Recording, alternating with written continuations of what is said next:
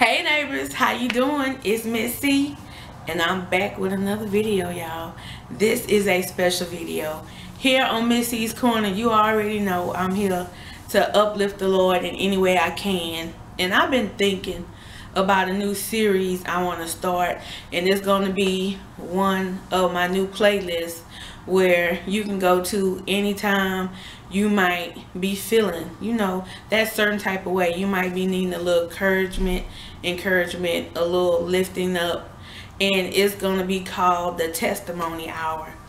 And y'all have told me all the time, y'all like when I do my story times, when I tell my testimony, when I'm on live and stuff. And I just don't want it to include me. For everybody who God will bring across my path and I want them to be able to have an opportunity on my channel to tell how good God has been to them. So today I have a special guest, and you're not gonna be able to believe who it is. Cause I can't believe who it is. Y'all, this special guest right here, this beautiful, awesome woman of God, has changed my life in ways she'll never know. But I pray that God put some extra jewels and stones in her crown for me, because it's been many days when I was down and low, and she said something to make me laugh, something to make me think, and a lot of things to help me grow. And it is none other than the one and only Miss Conductor of the Flavor Train herself, Miss LadyTSensations. So I'm going to give her the floor. I just wanted to introduce her, and I'm to let her give one of her many testimonies, so not just I can be encouraged, but you as well. Stay tuned, neighbors.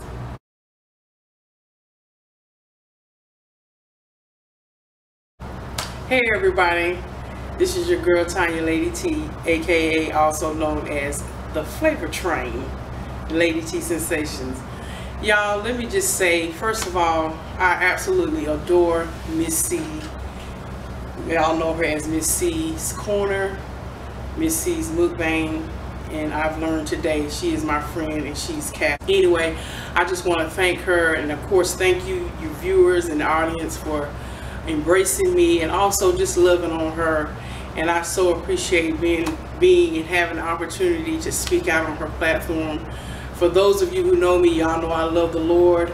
I make no apologies about it. I love me some God, and He is an everyday part of my life.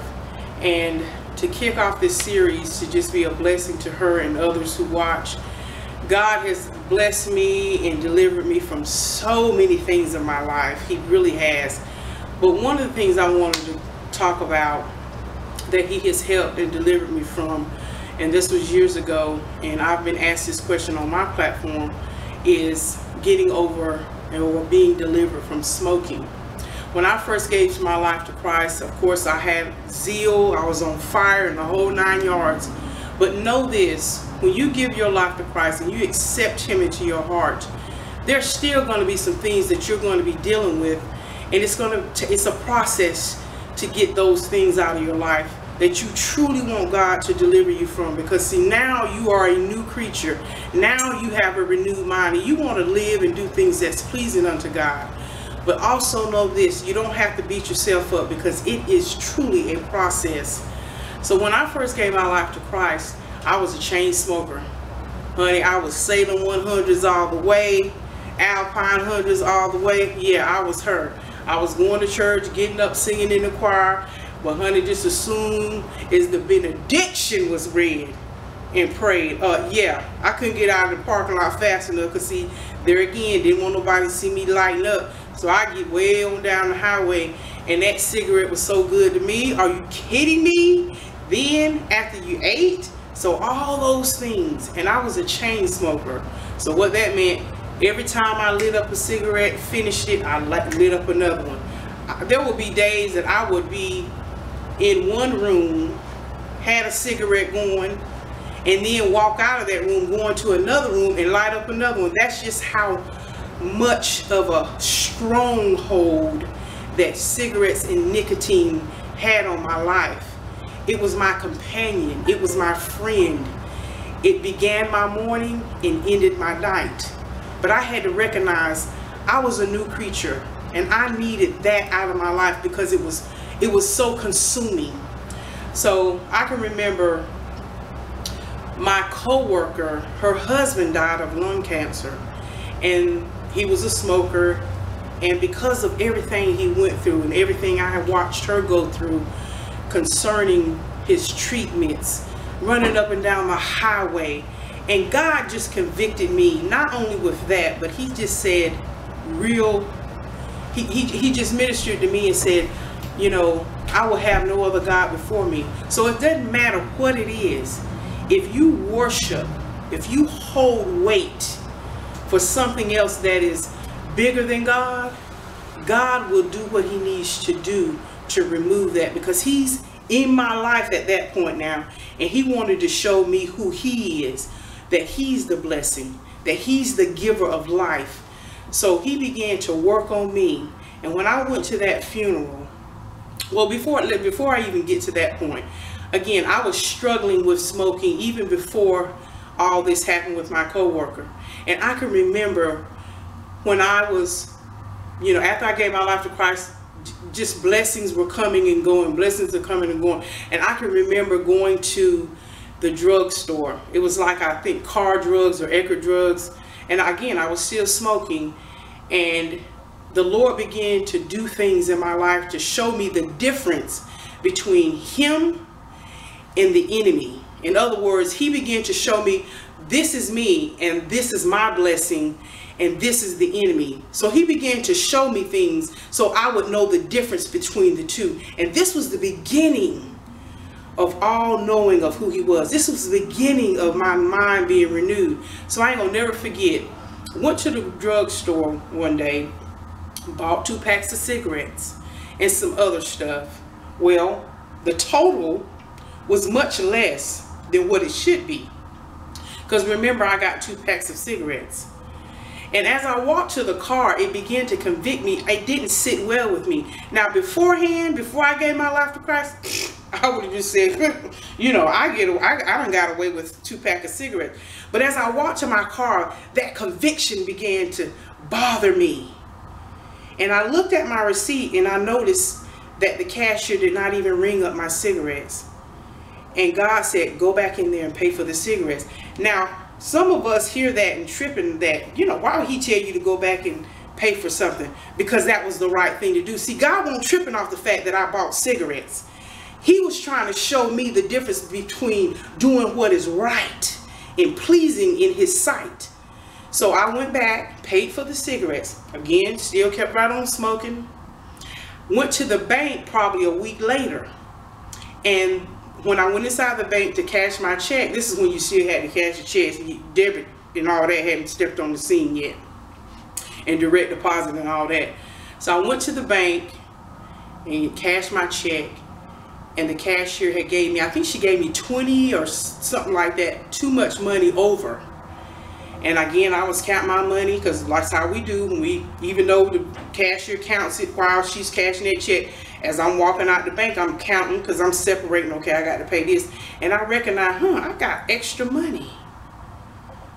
There again, God said, go back and give her that $20. Again, here's the devil. Here's Tonya. Shoot. Now, this was my old mind, but God was working on my new mind. He was renewing me. And again, showing me who he is, and he's the one who's the blesser. So I go back, get in line, because it was payday, was, you know, packed. And I stood in line, and a friend of mine happened to be in there and said, I thought you already checked out. And I said, no, she gave me back too much money. His response was, shoot, you better keep that money, girl. I said, no, I'm giving it back. Sure enough, I get up there and I tell the cashier, I said, hey, you gave me $20 too much. And she almost broke down and cried, and she said, you know what, thank you so much. She said, this would have been the last time my drawer would have been short, and I probably would have lost my job. And so again, God was showing me what to do. God was giving me an instruction on how to be, how to react, how to renew my mind about some things. So fast forward, go to the funeral. Again, all this stuff was happening. I went to the funeral of my coworker whose husband had passed of cancer. And again, that was the final conviction for me. Because again, God was showing me, and there's some other little things he did, but God was showing me who he was. And he was renewing my mind and my spirit about things. So when I went to that funeral, and on the way back from the funeral, I looked at those cigarettes and I threw the whole cigarette pouch out the window. And I've not looked back since. I'm telling you, God delivered. He took the very taste of nicotine. If my family was here, they'd be able to tell you, Tonya, Lady T, loved her some cigarettes. And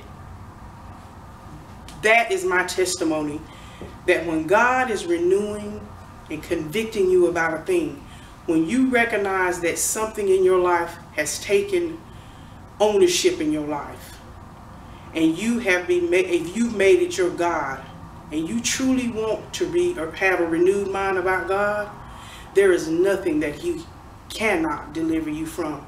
So I hope that this has just been a blessing to you, that if you put your faith and trust in God, and if you really truly want God to minister to you, you have to have an open heart and a willing heart and mind to listen.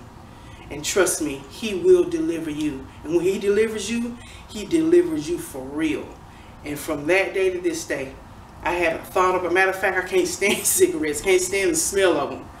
But thanks be unto God, because I had an ear to listen to him talking to me and showing me who he was. Was it the angel of light, meaning Father God in heaven, or was I going to listen to that devil? I chose God, and he made himself strong and mighty in my life. So anyway, I thank y'all so much for listening. I hope this has been a blessing to you. And I just want to say thank you so much, my sister.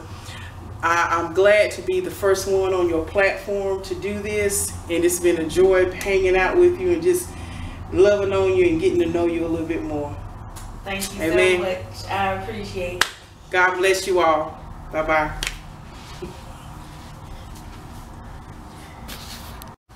Hey neighbors, how you doing? I'm back. It's Miss C, and I hope you enjoyed that first testimony hour with Miss LadyTSensations. I hope it encouraged you. I hope it uplifts you. I hope it blessed your heart to be strong enough and brave enough to make a decision that you know you've been needing to make. So anytime you need a word, anytime you need encouragement, anytime you just need to be loved on or someone to talk to, we might not be able to go one-on-one unless I'm on live, but you will always be able to listen of the good things that God has done for us. And you always must remember that he is not a God that lies, and he is no respecter of persons. So with all the testimonies that you have heard today and those that are to come, if God has did it for them, he will also do it for you. I love you, neighbor. I thank you for coming, stopping by your girl corner to get whatever you needed a fix of, which if it was love, peace, or joy, I hope you feel today. I love you. See you next time, neighbor. Bye.